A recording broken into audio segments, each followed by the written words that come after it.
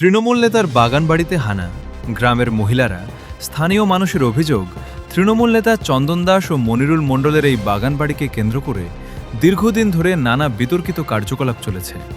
এখানে নিয়মিত মাহফিল অনুষ্ঠিত হতো এবং সাধারণ মানুষের জন্য রাখা ত্রাণ ও ত্রিপল সামগ্রীও মজুত করে রাখা হতো বলে অভিযোগ।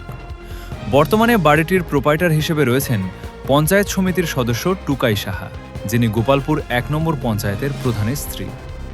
এলাকার একাংশের দাবি, ক্ষমতার প্রভাব খাটিয়ে বহু কাজ পরিচালনা করা হয়েছে এবং পুরো বিষয়টির নিরপেক্ষ তদন্ত হওয়া অত্যন্ত প্রয়োজন।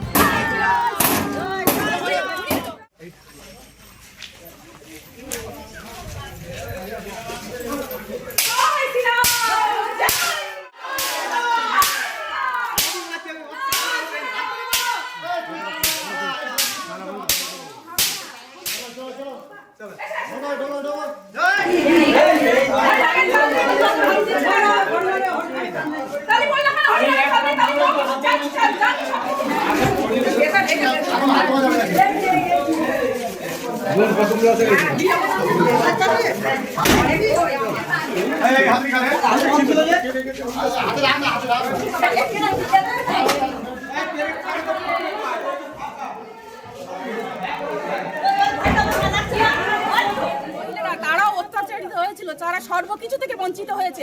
আজকে তারা সাধারণ মানুষ কোনো সুযোগ সুবিধা পায় না। আজকে প্রকৃত গরিব মানুষের যা ত্রাণ সমগ্র জিনিস এই বাড়িতে মজবুত ছিল, কিন্তু আজকে আমরা ঘর ভেঙে দেখি কিছু সামান্য ত্রিপল ছাড়া নেই। রাতারাতি সেই ত্রাণের মাল রাতের মধ্যে পার হয়ে গেছে। কিন্তু এই বাড়িটা যে অবৈধ কাজ চলতো তার প্রমাণ আমরা রাতের অন্ধকারে বহুবার পেয়েছি।